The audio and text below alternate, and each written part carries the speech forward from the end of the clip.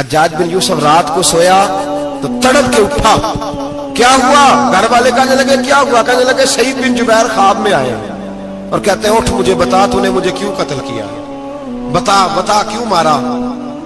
اگلی رات پھر سویا تو وہی خواب، پھر سویا تو وہی خواب. گناہ نفسیاتی مریض بنا دیتا ہے. ظلم تجھے مخبوط الحواس کر دیتا ہے. جب تو زیادتی کرتا ہے تو اللہ فرماتے ہیں کہ تو اللہ کو بھولتا ہے، اللہ تجھے اپنا آپ بھلا دیتا ہے. پھر تو بھول جاتا ہے، پھر تو سیدھے رستے پہ چلتا ہے پر بھٹک جاتا ہے.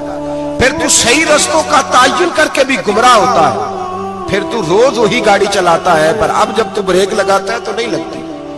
جب گناہوں کے ساتھ تو مخبوط الحواس ہوتا ہے تو روز وہ کاروبار کرتا ہے، لیکن جب تیرے گناہ تجھے گھیر لیتے ہیں پھر اسی کاروبار میں تو نقصان اٹھاتا ہے. حجاج بن یوسف تڑپتا ہے، روتا ہے، یہاں تک کہ بیمار ہو گیا. پیٹ میں درد ہوتی ہے، پتہ نہیں کیا ہوا. تکلیف ہوتی ہے، پتہ نہیں. سارے حکیم، طبیب، ڈاکٹر کوئی نہ سمجھ سکا کہ بیماری کیا ہے.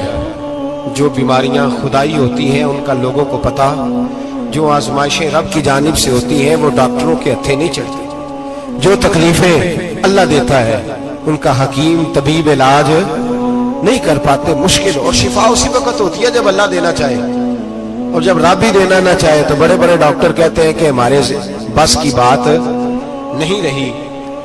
بغداد سے حکیم آئے، پیٹ دیکھا، کہنے لگے نہ تیرے معدے میں کوئی دقت ہے، نہ تیرے جگر میں، نہ کسی اور جگہ. ماجرا کیا ہے؟ ایک آخری علاج ہے، آخری. وہ کیا؟ گوشت کا چھوٹا سا ٹکڑا دھاگے کے ساتھ باندھ کے منہ میں ڈالا اور پھر ایک باریک سا تنکا لے کے اس کو اندر ڈالنے لگے گلے میں. وہ گوشت کا ٹکڑا جب حلق کے اندر اتر گیا، اس حکیم نے واپس کھینچا تو کیسے ایسی بدبو آئی جیسی کبھی سونگی نہ تھی. جانور، کیڑے مکوڑے لگے ہوئے باہر نکلے، اور جب دیکھا تو جتنے محل میں لوگ بیٹھے تھے چلاتے ہوئے نکل گئے کہ یہ کیا مصیبتیں ہیں. حکیم بھی اٹھ کے دوڑنے لگا. کہا تجھے کیا ہوا؟ کہنے لگے حجاج تیری بیماری زمینی نہیں، تیری مصیبت زمینی نہیں. کہا میری مرض تک تم کیوں نہیں پہنچ پا رہے؟ تو کہنے لگے لگتا ہے تو بد دعا کا مریض ہے، لگتا ہے تو ظلم کا مریض ہے، تو جبر کا مریض ہے. تڑپتا رہا، سسکتا رہا. ایک وقت وہ بھی آیا کہ گھر والوں نے کمرے میں بند کر کے تالا لگا دیا، دیوار سے ٹکرے مارتا. او بھائی، جو گناہوں کے بیمار ہوتے ہیں انہیں شفا نہیں ہوتی. جو ظلم، جبر، بربریت کے بیمار ہوتے ہیں انہیں سکون قلبی میسر نہیں آتا. دوائیاں ان بیماریوں کی بنی ہوئی ہیں جو بیماریاں زمینی ہیں، جو بیماریاں خوراک کی بد پرہیزی سے ہوتی ہیں، جو گناہوں کی بد پرہیزی سے ہوتی ہیں. ان کی بیماریاں، ان کی شفا توبہ ہے، ان کی شفا رجوع اللہ ہے. ان کی توبہ، اللہ سے معافی مانگنے سے شفا ہوتی ہے. حجاج جب مرنے لگا تو بلایا، یہ رنگ بھی ذرا ملاحظہ کیجیے گا. 2-4 قریبیوں کو بلایا. پتا ہوتا ہے نا اپنے کرتوتوں کا آدمی کو، پتا سارا ہے سردار لوکیتی ہے، جب پتا ہوتا ہے سارا. بلا کے کہنے لگا جب میں مر جاؤں تو مجھے رات کو دفن کرنا ہو. کیوں بھائی، عورت ہے؟ کہنے لگا نہیں، رات کو دفنانا. ٹھیک ہے، رات کو دفنا دیں گے. پھر کہنے لگا جب صبح ہو جائے تو صبح ہونے سے پہلے پہلے میری قبر زمین کے برابر کر دینا، نشان مٹا دینا. کا وجہ تو کلمہ پڑھتا ہے، حضور کا حکم ہے کہ قبر کم از کم ایک بالش، ایک گیٹ اونچی ہونی چاہیے زمین سے کم از کم. تو تیری قبر مٹا دے. وجہ پتا ہوتا ہے اپنے ظلموں کا. کہنے لگا مجھے پتا ہے لوگ میرے مرنے کے بعد میری قبر بھی نہیں چھوڑیں گے. دنیا میں تو میرے جبر کی وجہ سے کوئی آ نہ سکا، لیکن میری قبر بھی لوگ جنازوں میں باتیں شروع کر دیتے ہیں. جنازوں میں نے ایسی بھی داستانیں سنی ہیں کہ کوئی مرا تو لوگ جوتوں کا ہار قبر پہ ڈال آئے. نہیں بھائی، تو جب زندہ تھا تو تیرے جبر ظلم کی وجہ سے نہیں کو بول سکا. ایک تو ہے قیامت میں حساب ہوگا، یہاں دنیا میں حساب ہونے لگتا ہے. اتنی لمبی زبانیں لوگوں کی لٹک کر مرتے وقت باہر نکل آتی ہیں. دعا کریں، جمعہ ہے، اللہ تعالیٰ ایمان کی موت عطا فرمائے. دعا فرمائے رب تعالیٰ اللہ تبارک و تعالی توبہ کر کے جانے کی توفیق عطا فرمائے، جاگے جاگے اور سنے اور دعا کرے، اے اللہ تو ہمیں ظلم سے ویسے ہی محفوظ فرما، اگر ہم زیادتی کرنے لگے تو اے اللہ ہمیں اس سے منع فرما، ہمیں اس سے تو یہ توفیق دے کہ ہم باز آ جائیں اس گناہ سے۔ میرے بھائی، ایک تو دنیا میں سزا ہے، پھر قیامت کی سزا ہے، اور وہ زیادہ سخت ہے، وہ زیادہ سخت ہے۔ ہم لوگوں نے نا ہیلے بہانے بڑے بنائے ہوئے ہیں۔ بینک کے ساتھ کاروبار کرنے والا کہتا ہے نہیں نہیں مجبوراً لیا ہے، مجبوراً مر رہا تھا تو آخری لبوں پہ تھا تو جائز ہے، جائز ہے۔ اس وقت جب تجھے کھانے کو لقمہ نہ لگے تو حرام کھانا بھی جائز ہے، کیا دقت تھی؟ کیوں اللہ رسول کے مقابلے میں کھڑا ہوا تو؟ کیوں سود کا دھندا کیا؟ کیا تکلیف تھی؟ کہاں تو الجھ گیا تھا؟ ہم جان بوجھ کے اپنے لیے جہنم کٹھی کرتے ہیں، پھر کہتے ہیں سکون نہیں زندگی میں۔ کہاں سکون آئے گا؟ کیسے آئے گا؟ ہم نے خود آگ لگائی ہے چمن میں اپنے۔ جو قیامت کی سزا ہے، میرے نبی پاک علیہ السلام نے فرمایا رب تمہیں سامنے کھڑا کرے گا، اور کس طرح کھڑا کرے گا؟ فرمایا لوگوں کے وجود سے کپڑے اتر جائیں گے، زمین اس طرح دہکے گی جس طرح تانبا زمین پہ رکھا جائے اور آگ جلائی جائے۔ تانبا دیکھا آپ لوگوں نے؟ یہ بھی گرمی گزری ہے نا، تو فرش پر جب سورج پڑتا تھا تو ننگے پاؤں چلا نہیں جاتا تھا، صحیح کہہ رہا ہوں؟ ننگے پاؤں، بچے کا پیر زمین پہ لگتا تو چیخ اٹھتے، کہتے او جل گیا پیر، حالانکہ یہ فرش دنیا کے۔ اور اگر تانبے کے اندر خاصیت ہے کہ اگر کوئی دھات جلدی اور زیادہ گرم ہوتی ہے تو وہ تانبا ہے۔ میرے نبی نے مثال دی تو اس کی دی جو سخت تھا، فرمایا تانبے کی طرح زمین تپائی جائے گی، اور پھر ننگے پاؤں رب تمہیں کھڑا کرے گا۔ آج سورج کی پشت تمہاری جانب ہے، قیامت میں منہ تمہاری جانب ہوگا۔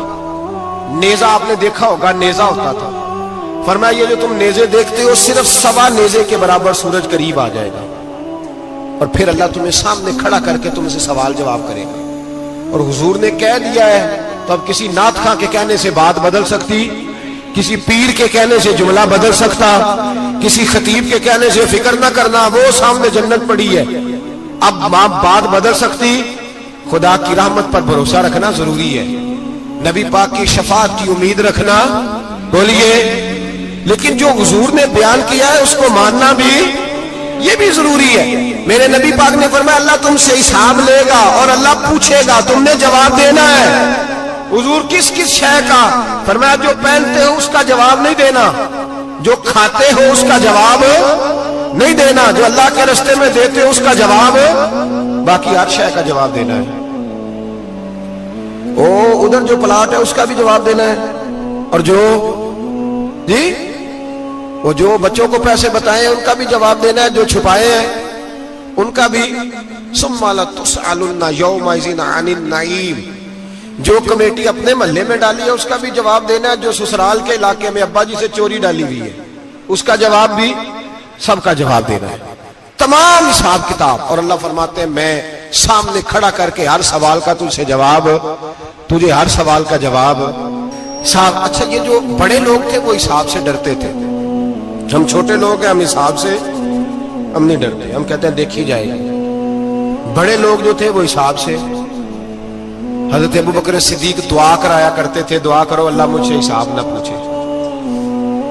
حضرت عمر فاروق رضی اللہ تعالیٰ عنہ اپنے بیٹے سے کہتے تھے بیٹا اپنے باپ کے لیے رحمت کی دعا کرنا، میں درگزر والا ہوں، میں حساب والا کوئی نہیں۔ بڑے لوگ ڈرتے تھے، بڑے لوگ۔ حضرت عثمان غنی قبر میں کھڑے ہوتے تھے تو داڑھی آنسوؤں سے بھیگ جاتی، غلام کہتے ہیں حضور 3 دفعہ نبی پاک نے آپ کو جنت کی بشارت دی ہے، 3 دفعہ بشارت دی ہے تو آپ کیوں اتنا روتے ہیں؟ عثمان غنی فرماتے جس رسول نے مجھے جنتی کہا ہے اسی محبوب نے مجھے فرمایا تھا عثمان قبر آخرت کی منزلوں میں سے پہلی منزل ہے۔ اور آپ فرماتے میرے تو کمرے میں دیا گل ہو جائے تو مجھے ڈر لگتا ہے، اس میں تو مکمل اندھیرا ہے۔ آپ فرماتے کھڑکیاں بند ہو تو دم گھٹنے لگتا ہے، اس کو تو دروازہ ہی کوئی نہیں، روشن دان تک نہیں۔ بھائی جو بڑے تھے وہ ڈر رہے تھے۔ مولا علی شیر خدا نماز کا وضو کر کے کانپتے تھے، کانپتے۔ علی آپ مرحب کے سامنے نہیں کانپے، خیبر کا دروازہ اکھاڑتے نہیں کانپے، بدر احد خندق حنین اور خیبر میں نہیں کانپے تو یہاں آپ فرمانے لگے مالک کے سامنے جاتے ہوئے ڈر آتا ہے. بڑے لوگ کانپتے تھے, بڑے لوگ. آج کون سا جمعہ ہے؟ سارے بولیے. حالانکہ یہ اگلے سال دوبارہ آئے گا, ہمارا نہیں پتا کہ ہم ودا ہو جائیں کہ کیا بنے. یہ کون سا جمعہ ہے؟ آیا جمعہ الوداع, آئے ہم پڑھے. آج ایک فکر لے کر کے جانا, ایک سوچ, جہاں روز رات کو بیٹے کی ٹینشن, بیٹی کی ٹینشن, بھائی کی ٹینشن, پوتے کی ٹینشن ہوتی ہے نا, ایک ٹینشن اور اپنے آج ایک ٹینشن بڑھا لو, قبر کی ٹینشن پیدا کر لو, قیامت کی تھوڑی سی فکر کر لو, تھوڑی سی, ایک لمحے کے لیے صحیح تھوڑا خیال پیدا کریں. حضرت حسن بصری نام سنا ہوا ہے نا, یہ حضرت علی کے شاگرد ہیں. نبی پاک کے گھر میں آ جاتے تھے کئی دفعہ, بچے تھے جب. حضرت حسن بصری تابعی ہیں. فرماتے ہیں خانہ کعبہ میں عمرہ کرنے گیا, طواف کعبہ کر رہا تھا تو بڑا عجیب منظر ہوا, رات کی تنہائی ہوئی. اس وقت کئی دفعہ طواف بند بھی ہوتا تھا, اس لیے کہ رش کم ہوتا تھا تو رات کو سب سو جاتے تھے. کہتے رات ذرا گہری ہوئی تو لوگ اپنا اپنا خیمہ لے کے جاتے تھے. اب تو ہوٹل ہے نا تو خیمے لگتے تھے, لوگ خیمہ لے کے جاتے تھے, جہاں جگہ ملتی تھی خیمہ لگا کے رہتے تھے. فرماتے میں رات کو سویا خیمے میں, ایک دردناک آواز آئی, میٹھی ہے, دھیمی ہے, پر درد بڑا ہے. کوئی رونے والا رو کے کہتا ہے اللہ حساب قیامت میں مجھ سے نہ لینا, اے اللہ تنہائی میں جتنا مرضی حساب لینا پر لوگوں کے سامنے نہ لینا. اور پھر کہتا ہے اللہ فضل تو تب کرے جب تو میرا حساب پوچھے ہی نہ.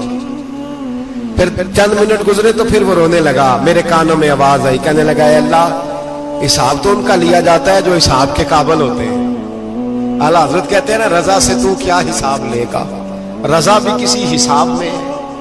اے اللہ میں قابل نہیں, مجھ سے حساب نہ لینا. کہتے تھوڑی دیر گزری تو پھر وہ رونے لگا, پھر ذرا سانس سنبھلے تو پھر کہنے لگا اے اللہ میں تو لوگوں کو کوئی بندہ حساب پوچھ لے تو نہیں دے سکتا, میں تجھے کیسے حساب دوں. پھر تڑپنے لگا. کہتے تھوڑی دیر گزری تو پھر ایک لفظ انہوں نے کہے, رونے والے نے, کہنے لگے اللہ دیکھ تیرے محبوب کا فرمان ہے جو معافی مانگے تو اسے معاف کر دیا کرتا ہے. اے اللہ میں معافی مانگنے آیا ہوں اور مسجد نہیں آیا, میں کعبۃ اللہ ہی آ گیا ہوں. کہتے ہیں وہ اتنا روئے کہ چیخ آئی ان کی, اور جب دھڑام سے کوئی زمین پہ گرا تو میں پریشان ہوا کہ اب تو بے ہوش ہو گیا. فرماتے ہیں میں زور سے اٹھا فٹافٹ اور اس شخص کی طرف بڑھا. میرے دل میں خیال ہے کوئی گناہگار ہے بیچارہ, تو چلو میں بھی دعا کرتا ہوں, اس کو کہتا ہوں بیٹے فکر نہ کر, اللہ تیری مدد کرے گا. فرماتے میں گیا اس نیت کے ساتھ کہ میں کہوں گا چلو اٹھو تم بھی دعا کرو, میں بھی کرتا ہوں, اللہ ہم سے حساب نہ پوچھے. کہتے میں گیا تو وہ شخصیت بے ہوش پڑی تھی, کالے سیاہ بال ان کے چہرے پہ بکھرے ہوئے تھے. کہتے لوگوں جب میں نے زلفیں ہٹائیں چہرے سے تو میرا وجود کانپنے لگا, آسمان ٹوٹ پڑے گا, زمین پھٹ جائے گی, ستارے بکھر جائیں گے, آج بہہ جائیں گے سمندر. فرماتے ہیں میری چیخیں نکل گئی. یہ کوئی گناہگار تو نہیں, یہ تو حضرت فاطمہ کے پوتے امام زین العابدین ہے, یہ تو امام حسین کا وہ بیٹا ہے جو کربلا میں تنہا بچے تھے. فرماتے ہیں میں امام کا چہرہ دیکھا تو بھاگ کے آیا اور میں نے اپنی داڑھی ان کے پیروں کے ساتھ مس کی اور میں نے کہا حضور اٹھیے. امام اٹھے تو میں نے کہا شہزادے تیرے تو اشارے سے اللہ کئی گناہگاروں کو بخشے گا, تیری تو دعا سے اللہ بخشے گا, یہ کیا کر رہے ہو. تو امام زین العابدین کہنے لگے حسن بصری ادھر آ یار, ادھر آؤ بزرگو, میرے دادا کے پاس رہنے والے ہو. میں نے نا آج ہی سنا ہے کہ اس کا عذاب بڑا سخت ہے, آؤ میرے لیے دعا کرو, اللہ پاک مجھ سے حساب نہ پوچھے. کہا حضور نہ کریں. اب فرمانے لگے تجھے نہیں پتا کچھ چیزیں ایسی ہیں کہ رب نے اگر حساب پوچھا تو میں واقعی جواب نہیں دے پاؤں گا, چل کر میرے لیے دعا. کہتے میں نے ہاتھ باندھے, حضور میں نہیں کرتا, اٹھا کہہ. فرماتے میں نے ہاتھ اٹھائے, میں نے کہا اے اللہ تیرے رسول کا شہزادہ ہے, یہ تیرے رسول کا شہزادہ ہے, یہ کہہ رہا ہے تو فضل کر.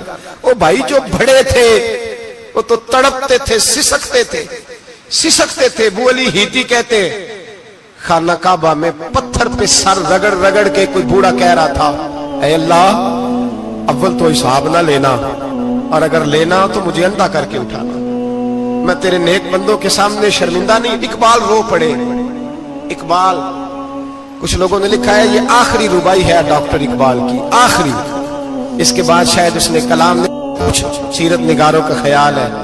इकबाल मदीने की तरफ मुंह करके कहने लगे, तू गनी अजहर दो आलम मन फकीर, अल्लाह तू गनी है मैं तो फकीर हूं। रोज मक्शर उज्र हाय मन पजीर, ए अल्लाह अव्वल तो मेरा कोई उज्र कबूल कर लेना मक्शर के दिन, और अगर ना करना हुआ, अगर तुम्ही बीनम हिसाबम ना गुजीर, अगर जरूर ही मेरा हिसाब लेना है, ए अल्लाह अगर तूने जरूर लेना है, ए अल्लाह अगर जरूर ही लेना हिसाब, अव्वल तो मेरा उज्र मान लेना, मेरी कमजोरी पे रहम करना, ए अल्लाह मेरे बुढ़ापे पर मेरी कमजोरी पर रहम करना, अगर जरूर हिसाब लेना है, अज निगाहे मुस्तफा पिन्हा बगीर, तो ए अल्लाह जरा हुजूर की निगाहों से ओझल करके लेना। ए अल्लाह मुझे शर्म आएगी।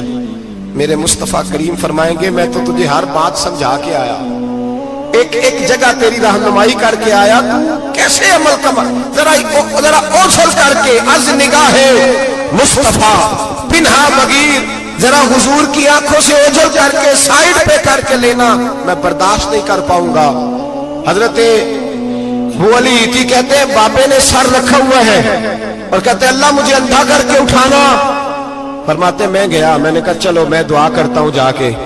फरमाते जब मैंने जाके बुजुर्गों की कमर पे हाथ रखा, उनका चेहरा देखा, तो ये कोई गुनाहगार तो नहीं, ये तो बगदाद के पीर अब्दुल कादिर जिलानी है, ये तो महबूब सुभानी गौसे समदानी है, ये तो वो शख्स है जो कदम लगाए तो अल्लाह विलायत अता करता है। जो बड़े थे वो डर रहे थे।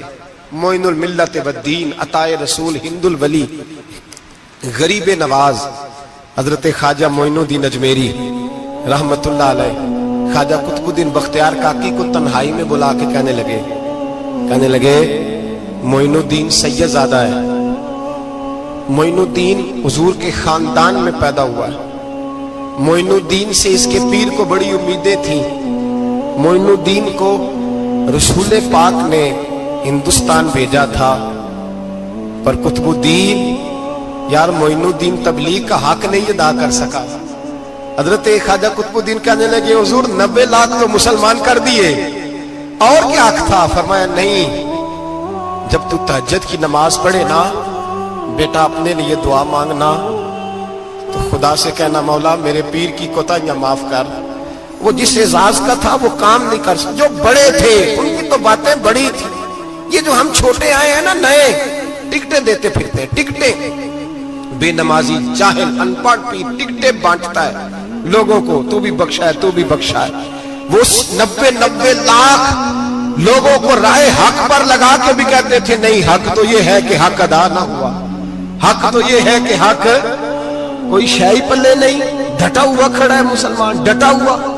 ये हिसाब सुने। किसी ने हजरत अबू हुरैरा से कहा कि कोई ऐसी हदीस सुनाओ जो आपको भी बड़ी महबूब हो। हजरत अबू हुरैरा ने चीख मारी, रोने लगे और बेहोश हो गए। फिर हिलाया, पानी पिलाया, उठे, कहा हुजूर बात की थी, हदीस सुनाए, फिर रोने लगे। हमें तो नहीं ना रोना आता, हमें तो तब आता है जब बेटा बात ना माने, हमें तो तब आता है जब कारोबार में नुकसान हो जाए, हमें तो तब रोना आता है जब हमारा कोई दोस्त हमारे बारे में गलत बात कर दे, बेइज्जती दुनिया की हो जाए। हजरत अबू हुरैरा 3 दफा होश आया, 3 दफा रोए और कहने लगे अजीजों ये वो वाली हदीस है कि मैं सोचता भी हूं तो मैं तड़प उठता हूं। कहा कौन सी हदीस? तो हजरत अबू हुरैरा कहने लगे मैंने नबी पाक से सुना है क़यामत में सबसे पहले उलमा का हिसाब होगा, सबसे पहले उलमा का। रब करीम फरमाएगा तुम्हारी दीन के नाम पर बड़ी मौजें थी, तुम्हारे बड़े पोस्टर छपते थे, लाइनें बना के लोग तुम्हारे हाथ चूमते थे, लोग तुम्हारी घड़ी को भी चूमना अपने लिए साथ समझते थे। बताओ मेरे रसूल के नाम पर खाने वालों क्या करके आए हो? अमल बताओ, अमल। मौज बड़ी की ना तुमने, बताओ अमल। उलमा आलिम अर्ज करेगा, ए अल्लाह, मैं जगह जगह तेरे रसूल के दीन की बात करता था, मैं कुरान के दर्स देता था, मैं रातें बेदार रह के तैयारियां करता था, मैं जो बन सका किया। रब फरमाएगा नहीं, तूने तो इसलिए किया था कि लोग तुझे पीर साहब कहे, मौलाना साहब कहे, तेरे नारे लगाए, तो लगे नहीं फिर तेरे नारे, फिर लोगों ने लंबे लंबे अलकाबात पुकारे नहीं तेरे। हुजूर सैयद आलम अलैहिस्सलाम फरमाते हैं, पहला हिसाब उसका लेगा जो आलिम कहलाता था। रब पूछेगा, तुझे ताकत दी, हिम्मत दी, बोलने की सलाहियत दी, अपने फजल से दी, बता क्या कमा के आया है। हजरत अबू हुरैरा रोते हैं, कहते हैं मैं भी तो हदीसें सुनाता हूं, मैं भी तो आलिम हूं, मेरे पीछे भी तो लोग भागते हैं। लोगों बताओ, अगर अल्लाह ने अबू हुरैरा से पूछा तो क्या जवाब देगा? अल्लाह फरमाएगा, उलमा के लिए बुखारी मुस्लिम है, इन्हें उठाओ और जहन्नम में डाल दो। इमाम गजाली फरमाते हैं, अगर किसी आलिम को सजा मिली तो सबसे सख्त आलिम को मिलेगी।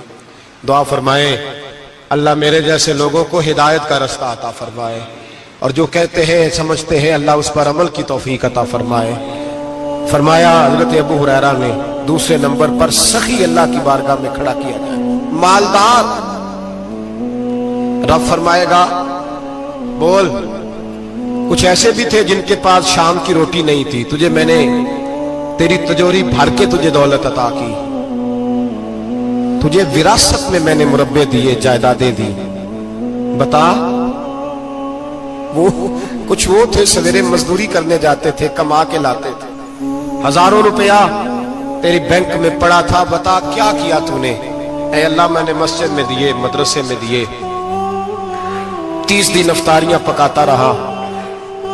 अल्लाह फरमाएगा, तू झूठ बोलता है, वो सारा कुछ इसलिए करता था कि लोग तुझे सखी कहे।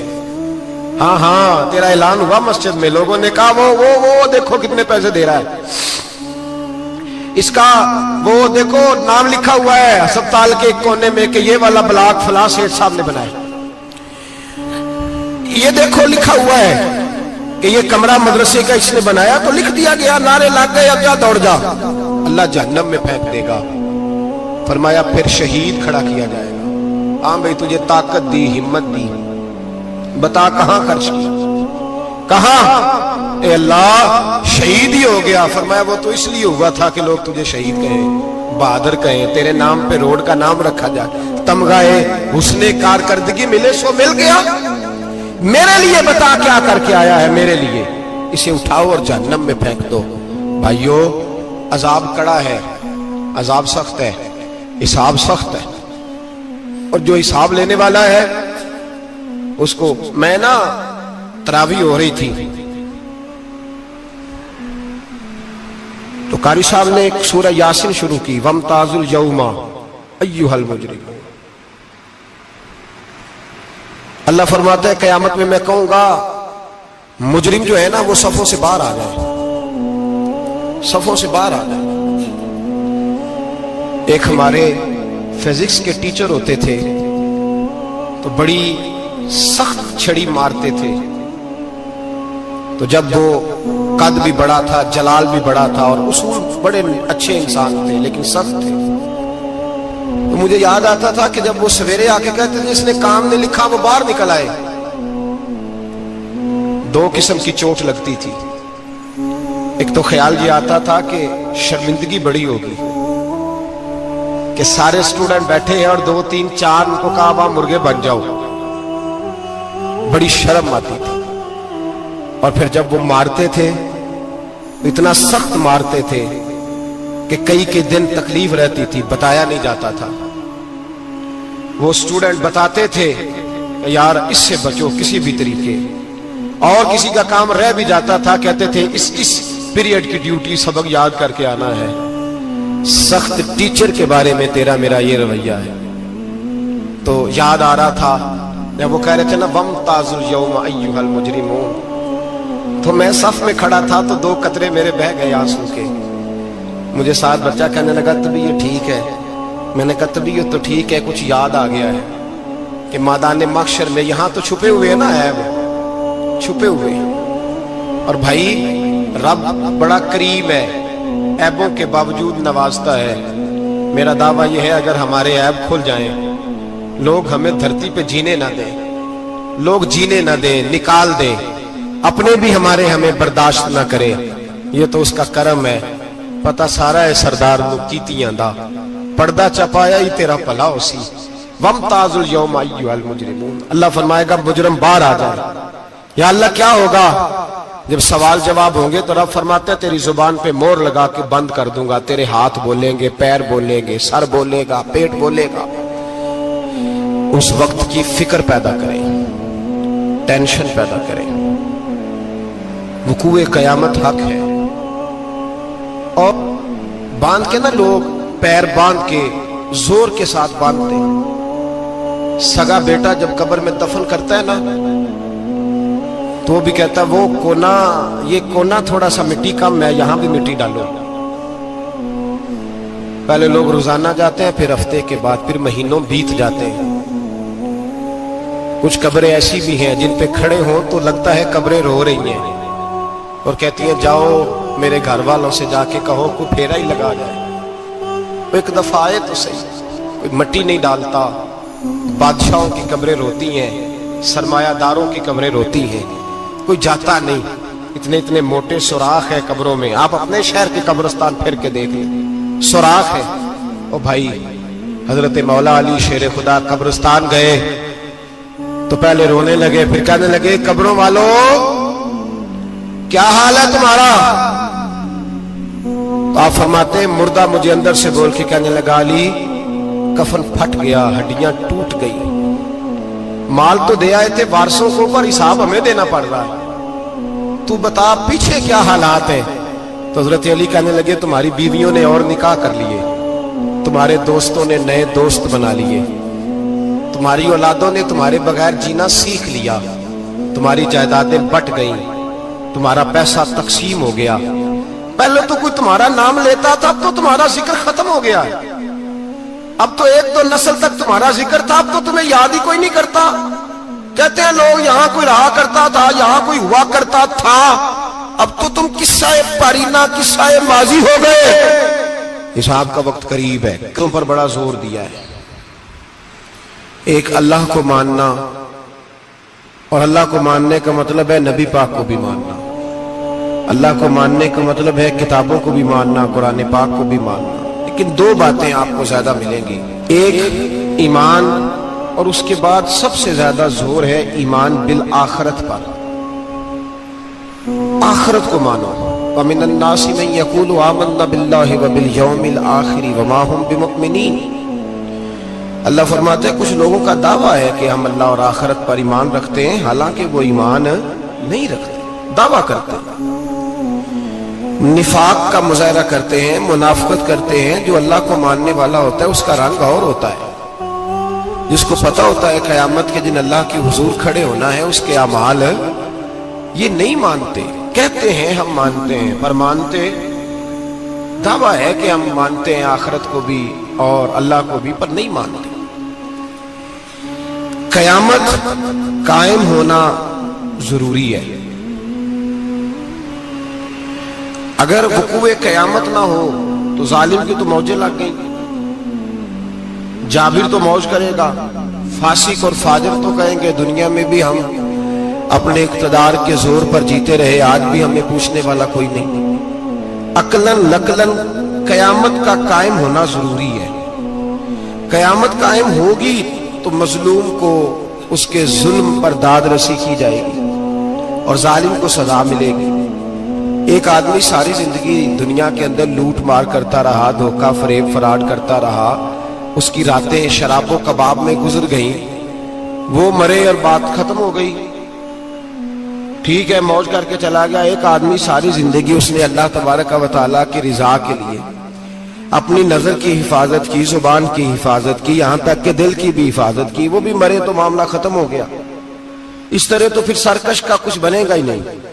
निजामे जिंदगी सारी इसकी सोच खत्म होकर रह जाएगी अगर कयामत कायम नहीं होती। कयामत का कायम होना हक है, इसलिए कुरान मजीद ने एक जगह पे नहीं 20 जगह पे ये बयान फरमाया है कि कयामत जरूर कायम होगी। قیامت، اور وہ قائم ہو کر اپنے سارے لوازمات سمیت قائم ہوگی۔ میرے نبی پاک صلی اللہ علیہ وسلم نے فرمایا مظلوم کو حق ملے گا، ظالم کو سزا ملے گی۔ جابر اس دن اللہ کی بارگاہ میں رسوا کیے جائیں گے، جن پر جبر کرتے رہے انہیں اللہ کے حضور سے عطا کیا جائے گا۔ قیامت کا وقوع ہونا ضروری ہے، اور قیامت تو جب قائم ہوگی تب ہوگی، دنیا میں بھی ایسا ہوتا ہے۔ ظلم کا انجام ٹھیک نہیں ہوتا، جبر کا انجام، جھوٹ کی زندگی لمبی نہیں ہوتی، دھوکے، فریب، فراڈ، ملمہ سازی، ان چیزوں کی عمریں اللہ نے تھوڑی رکھی ہیں۔ وقتی طور پر ظالم کو، دھوکے باز کو، جابر کو جو مہلت ملتی ہے وہ سمجھتا ہے میری سیاست کام کر رہی ہے، وہ سمجھتا ہے میں بڑا دانا ہوں، بڑا چالاک ہوں، دیکھ لو اتنے ظلم کے، جبر کے، دھوکے کے باوجود بنا ہوا ہوں۔ حالانکہ اللہ کی طرف سے اسے مہلت ملتی ہے، اور بڑا ہی مہربان ہے۔ مہلت اس طرح دیتا ہے کہ میرے نبی پاک علیہ السلام نے فرمایا جب میرا مسلمان نیکی کرتا ہے تو اللہ فرشتوں سے فرماتا ہے 70 گنا بڑھا کے لکھ لو اس کی نیکی، 70 گنا۔ اور جب گناہ کرتا ہے تو اللہ فرماتا ہے ٹھہر جب ابھی لکھنا نہ، اسے ٹائم دو۔ یا اللہ کتنا؟ فرمایا 24 گھنٹے تو دو، ہو سکتا ہے توبہ کر لے۔ یہ اس کی مہربانی ہے۔ اب وہ جو اللہ نے مہلت دی ہے نا کہ شاید توبہ کر لے، لوگ سمجھتے ہیں میری چالاکی کی وجہ سے نظام سیٹ چل رہا ہے، میں بڑا تیز ہوں، 2 4 5 باتیں بولتا ہوں سب صحیح ہو جاتا ہے۔ لوگ اس کو اپنی دانائی سمجھ لیتے ہیں، حالانکہ وہ اللہ کی طرف سے۔ فرعون نے کئی 100 سال حکومت کی، اور اس طرح اس نے ظلم کیے کہ لاکھوں اور ہزاروں بچے قتل ہی کرا دیے۔ 12,000 عورتوں کے پیٹ میں حمل تھا، اس نے ضائع کرا دیا۔ جب حضرت موسیٰ علیہ السلام اپنی قوم کو لے کے نکلے، راستے میں دریا آ گیا، فرعون پیچھے لگا ہوا تھا۔ وَإِذْ فَرَقْنَا بِكُمُ الْبَحْرَ فَأَنْجَيْنَاكُمْ، اللہ فرماتے تمہارے لیے میں نے دریا کو پھاڑا اور تمہیں نجات دے دی۔ وَأَغْرَقْنَا آلَ فِرْعَوْنَ، اور فرعون کو غرق کر دیا۔ وَأَنْتُمْ تَنْظُرُونَ، تم کھڑے دیکھ رہے تھے۔ اب جب حضرت موسیٰ دریا کے کنارے پہنچے تو فرعون بھی پیچھے آیا۔ فرعون لوگوں سے کہا کرتا تھا کہ میں کہتا ہوں تو دریا چلتا ہے، میں کہتا ہوں تو ہوائیں آتی ہیں، میرے حکم کے پابند ہے سارے۔ جاگ رہے نا آپ حضرات، غور فرمائیے گا بات پر۔ دعویٰ تھا اس کا کہ میں کہتا ہوں تو نظام زندگی چلتا ہے۔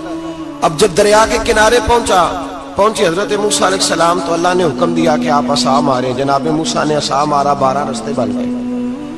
اب حضرت موسیٰ کی قوم گزر رہی تھی تو فرعون سے پوچھنے لگے کہ تو کہتا تھا میرے حکم سے چلتا ہے، تو وہ تو حضرت موسیٰ نے ڈنڈا مارا ہے تو رستہ بن گیا۔ باز نہیں آتا انسان باز بہانے بڑے ہیں اس کے پاس، بڑی دلیلیں ہیں، جھوٹ سچ بول کے اپنے آپ کو مطمئن کرتا ہے، آخر دم تک تبدیل ہونے کو تیار نہیں ہوتا، دلیلیں گھڑتا رہتا ہے، بناتا رہتا ہے، شور کرتا ہے جان بوجھ کے۔ بھئی تو کہتا تھا میرے چلانے سے چل، کہنے لگا میں نے ہی حکم دیا ہے کہ ذرا پھٹ جا، مجھے یہ زندہ چاہیے۔ باز رسی جل گئی، بال کہنے لگا میں نے کہا ہے دریا کو کہ یہ مجھے زندہ چاہیے، میرے بھاگے ہوئے ہیں تو اس لیے پھٹا ہے، تو آؤ میرے ساتھ دریا کراس کریں۔ تو پتا تو ان کو بھی تھا نا جتنا تو رب بنا ہوا ہے، پتا تو تھا، سارے جانتے تھے۔ کہنے لگے تو پہلے کراس کر، اگر تو بچ گیا تو ہم بھی پیچھے آتے ہیں۔ اب چاروں ناچار۔ ایک روایت تو یہ ہے کہ یہ جب خدائی کا دعویٰ کرتا تھا نا، تخت پہ بیٹھا ہوتا تھا، تو ایک دن حضرت جبریل آئے اس کے پاس انسانی شکل میں، تو کہنے لگے میں بڑی دور سے آیا ہوں تو ایک مسئلہ پوچھنا تھا۔ کہا پوچھو۔ کہنے لگے ایک غلام تھا کسی بادشاہ کا، تو بادشاہ نے اسے تھوڑی دیر کے لیے ایک علاقے کی سربراہی دے دی۔ کتنی دیر کے لیے؟ کتنی دیر کے لیے ہمیں سربراہیاں ملتی ہیں؟ کیوں جی؟ تھوڑی دیر کے لیے ملتی ہے نا، تھوڑی دیر کے لیے سربراہی دے دی ایک غلام کو۔ ذرا بات کو سمجھیے، حضرت جبریل پوچھتے ہیں، کہتے ہیں سربراہی مل گئی، اب وہ مالک ہی بن کے بیٹھ گیا ہے، وہ بات ہی نہیں سنتا، اس کو تھوڑی دیر کے لیے بنایا تھا، وہ تو خدائی کا دعویٰ کرنے لگا ہے۔ آپ بتائیں اس کا انجام کیا ہونا چاہیے؟ یہ مسئلہ پوچھنے آیا ہوں۔ تو فرعون کہنے لگا اس کا انجام یہ ہے کہ اسے پانی میں غوطے دے دے کے مار دو۔ انجام کیا ہے؟ بولیے بولیے، کیا انجام ہے؟ کیا انجام ہے جی؟ پانی میں اللہ اکبر اپنی سزا تجویز کر رہا ہے۔ اس کی سزا کہ اسے پانی میں گوتے دے دے کے مارو ظالم کو۔ اسے تھوڑی دیر کے لیے بنایا تھا اور وہ چھائی گیا ہے، قبضہ ہی کر گیا ہے۔ حضرت جبریل کہنے لگے جی آپ لکھ کے دے دیں گے؟ کہنے لگا لاؤ لکھ دیتے ہیں۔ لکھوا لیا، جناب جبریل رکا لے کے تشریف لے گئے۔ اب جب فرعون دریا میں آیا نا تو اللہ نے حکم دیا مل جا۔ جب دریا ملا چیخنے لگا تو حضرت جبریل آئے، کہنے لگے تیرا ہی فتویٰ ہے، یہ تیری سزا ہی ہے نا؟ ہم بھی بڑی سزائیں تجویز کرتے ہیں۔ یہ جھوٹا ہے جی، اس کا تو فلانا علاج ہونا چاہیے، تو اگر تو جھوٹ بولے تو یہ فلانا بڑا جاور ہے جی، اس کے ساتھ اس طرح ہونا چاہیے، تو اگر تو یہ کام کرے تو جو سزا تو لوگوں کے لیے تجویز کر رہا ہے تو اپنے بارے میں بھی سوچ۔ اب جب ہوتے آئے نا آخری وقت دیکھا وہ فرعون جو کہتا تھا میری مرضی سے دریا چلتا ہے، علامہ صاوی نے تفسیر صاوی میں لکھا ہے تڑپ کے رونے لگا۔ جب یہ مزاج ہے، ایک دفعہ اوپر آتا ہے آدمی جب دریا میں جاتا ہے، اوپر آیا تو چیخنے او میرے حواریو خدا کا واسطہ مجھے بچاؤ۔ کہنے لگے تو کہتا تھا میری مرضی سے چلتا ہے۔ بے بسی ہے، تڑپتا ہے، روتا ہے، وارث شاہ مان کری نہ وارثہ دا، رب بے وارثہ کر کے مار دائی، تڑپ رہا ہے، چلا رہا ہے، کوئی مدد کو نہیں پہنچتا۔ اب جب آخری ہوتا آیا تو کہنے لگا آمنا میں رب موسیٰ و ہارون، میں موسیٰ کے رب کو بھی مان گیا، ہارون کے رب کو بھی۔ اللہ نے فرمایا نہیں، اب تیرا ماننا قابل قبول ہے، اس وقت ماننا تھا جب تجھے مہلت دی تھی، جب تو جوان تھا۔ بڑھاپا آتا ہے، بیماری آتی ہے، جوان آدمی بیماری کا شکار ہوتا ہے تو کہتا ہے یا اللہ ایک دفعہ صحیح کر دے میں ساری پڑھا کروں گا، ایک دفعہ ٹھیک کر دے میں مسجد میں رہوں گا، میں اگلے سال اعتکاف بھی کروں گا، میں ساری تراویحیں پڑھوں گا۔ تو اس وقت پڑھنی تھی جب تجھے مہلت دی تھی، اس وقت پڑھنا تھا جب اللہ نے تجھے آسانی دی، زندگی دی۔ اگلا وقت یہ حال ایک کا نہیں ہوا۔ نمرود کو دیکھ لیں، حضرت ابراہیم علیہ السلام کو کہتا تھا میں رب ہوں، آپ نے فرمایا رب تو وہ ہے جو زندہ کرتا اور مارتا ہے۔ ایک موت کا قیدی بلایا، کہنے لگا ہاں بھائی کتنے دن رہ گئے تھے پھانسی میں؟ کہنے لگا جی پرسوں ہونی تھی، کہا جا تجھے آزاد کیا، لو میں بھی زندگی دیتا ہوں۔ ایک بے گناہ آدمی کو پکڑ کے قتل کر دیا، کہتا میں بھی مارتا ہوں۔ حضرت ابراہیم علیہ السلام کہنے لگے تو بیوقوفوں جیسی دلیلیں دے رہا ہے، چل اس طرح کر، میرا رب سورج مشرق سے نکالتا ہے، تو اگر رب ہے تو مغرب سے نکال کے دکھا۔ اب دلیل کا جواب کوئی نہیں تھا تو کہنے لگا پکڑو اور آگ میں ڈال دو۔ اللہ کے نبی کو آگ میں ڈالنے والا، یہاں ایک مچھر بیٹھا ہے، 400 سال حکومت کی اور خدائی کا دعویٰ کیا، یہاں مچھر بیٹھا تھا، چھینک آئی تو مچھر اندر چلا گیا۔ پہلے دربار کا ادب یہ تھا کہ جو آئے سجدہ کرے، اب اس کے سر پہ کوئی چیز مارتا تھا تو اسے سکون ہوتا تھا، مچھر تھوڑی دیر کے لیے اس کا دماغ چھوڑتا تھا۔ او بھائی یہ اس دھرتی پہ اللہ نے لوگوں کو نظارے دکھائے اور ہمیں سمجھانے کے لیے دکھائے، ہمیں تفکر کی، غور کی دعوت دی کہ دیکھ لینا، اپنے عمل کو پرکھنا۔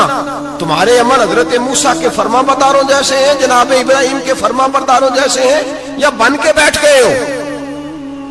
اب دربار کا ادب یہ ہے، بے بسی کا یہ حال ہے کہ جوتے لٹکتے ہیں دربار میں، جو آتا ہے جوتا کھینچتا ہے، اور ادب یہ ہے کہ 10 جوتے نمرود کے سر پہ مارو، اور 400 سال جوتے لگتے رہے۔ روتا تھا، جو آدمی آتا تھا منتیں کرتا تھا، کہتا تھا کہیں سے کوئی دوائی مل جائے گی۔ پاگلوں جیسی زندگی گزاری، پاگلوں جیسی سخت، وہ تو حساب، وقوع قیامت تو حساب ہوگا ہی۔ یہاں لوگ پاگل ہو کے مرتے ہیں، معاذ اللہ، نفسیاتی مریض ہو کے مرتے ہیں۔ یہاں آخری وقت اتنا سخت آتا ہے کہ دنیا موت کی دعائیں مانگتی ہے۔ میرے بھائی جب انسان ظلم کرتا ہے تو بھول جاتا ہے کہ شاید مجھے پوچھے گا کوئی نہیں، جب وہ زیادتی کرتا ہے تو بھول جاتا ہے، جب وہ کسی کا حق کھاتا ہے تو وہ کہتا ہے شاید اس کا تو وارث ہی کوئی نہیں جس کو میں لوٹ رہا ہوں۔ لیکن جب اللہ کی پکڑ آتی ہے، حجاج بن یوسف ظالم تھا، اس نے اچھے کام بھی کیے تھے، قرآن پاک پر زیر زبریں آراب حجاج بن یوسف نے لگوایا۔ محمد بن قاسم کو ہندوستان سندھ کے علاقے فتح کرنے بھی حجاج بن یوسف نے بھیجا تھا۔ ساری خوبیاں اپنی جگہ پر، ظالم بہت بڑا تھا۔ کسی آدمی نے اس کے سامنے کونے کی طرف منہ کر کے ساتھ والے سے بات کر لی تو کہنے لگا میرے خلاف کیا، اس کو لے جاؤ 2 ٹکڑے کر کے واپس لے آؤ۔ توتی بولتا ہے نا اقتدار، جب کسی کے ہاتھ اقتدار ہوتا ہے نا، وہ چاہے ایک گھر کا کیوں نہ ہو، وہ 10 بندے فیکٹری میں کام کرتے ہو اور جو ان کا مالک ہوتا ہے وہ کہتا میں مالک ہوں، مجھے مانو۔ جب تو صاحب اقتدار ہوتا ہے نا، جب تو سسر بن کے بیٹھتا ہے اور کسی غریب گھر کی بہو آتی ہے 2-4 تو کہتا میرا اقتدار ہونا چاہیے، جب میں کھانسنے لگوں تو ہر آدمی کے ہاتھ میں ٹشو پیپر ہونا چاہیے، جب میں بولنے لگوں تو بندے ہوئے ہاتھوں سے ہر آدمی جی جی کرتا ہوا کھڑا ہونا چاہیے۔ جس آدمی کا، اور یہ کام بہو بھی کرتی ہے کئی دفعہ، وہ بھی کہتی ہے کہ تمہیں پتہ نہیں میں کتنا لمبا چوڑا جہیز لے کے آئی ہوں، جب میں سونے کے لیے اپنے بیڈ روم میں جاؤں تو خبردار بوڑھے بابے کو اجازت نہیں کہ وہ کھانسے، اماں کو چاہیے کہ اگر اس کو بڑی سخت پیاس بھی لگی تو میرے سوتے سوتے باورچی خانے میں برتن نہ کھٹکھٹائے۔ جو جہاں بھی جس اسٹیج پہ بھی بیٹھتا ہے وہ کہتا ہے کوئی نہیں مجھے پوچھنے والا، میں مطلق العنان ہوں۔ جوان بوڑھوں کا مذاق اڑاتے ہیں، سمجھتے ہیں شاید کبھی بوڑھے نہیں ہونا، مذاق اڑاتے ہیں۔ تندرست لوگ بیماروں کا مذاق اڑاتے ہیں، شاید کبھی بیمار نہیں ہونا۔ حجاج بن یوسف ظالم تھا، ظلم کرتا تھا، زیادتی کرتا تھا۔ حضرت سعید بن جبیر ایک تابعی بزرگ تھے، اتنے بڑے بزرگ تھے کہ ساری رات نماز پڑھتے تھے، سارا سال روزہ رکھتے تھے۔ ایک دن انہوں نے منبر پہ بیٹھ کے کہا کہ حجاج ظلم سے باز آ جائے ورنہ اللہ کی لاٹھی بڑی بے آواز ہے۔ اللہ کی لاٹھی، اس کا کیا مطلب ہوتا ہے؟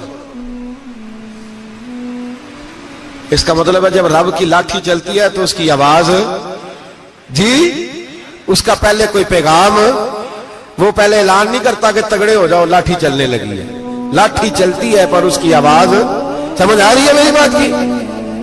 جمعۃ الوداع کے لیے تشریف لانے والے احباب خاص غور فرمائیے گا۔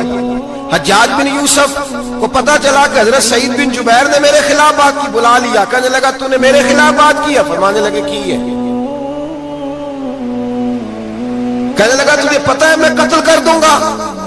آپ فرمانے لگے نہ تو زندگی کا مالک ہے نہ موت کا مالک ہے، تو کیسے قتل کر؟ کہنے لگا تجھے پتا ہے میرا؟ فرمایا میں نے تجھے نہیں، میں نے تو کئی شداد، کئی حماد، کئی قارون، کئی فرعون، کئی نمرود دیکھے، کئیوں کی داستانیں سنی، تو کون ہے؟ تو چھوٹا سا ہے۔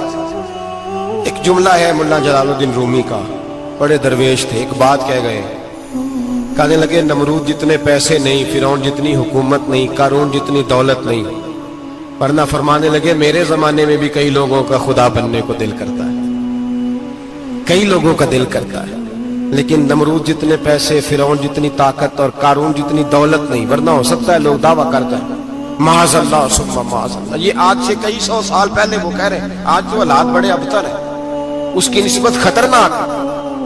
فرمانے لگے مولاي صل وسلم دائما ابدا على حبيبك خير الخلق كلهم مولاي صل وسلم دائما ابدا على حبيبك خير الخلق كلهم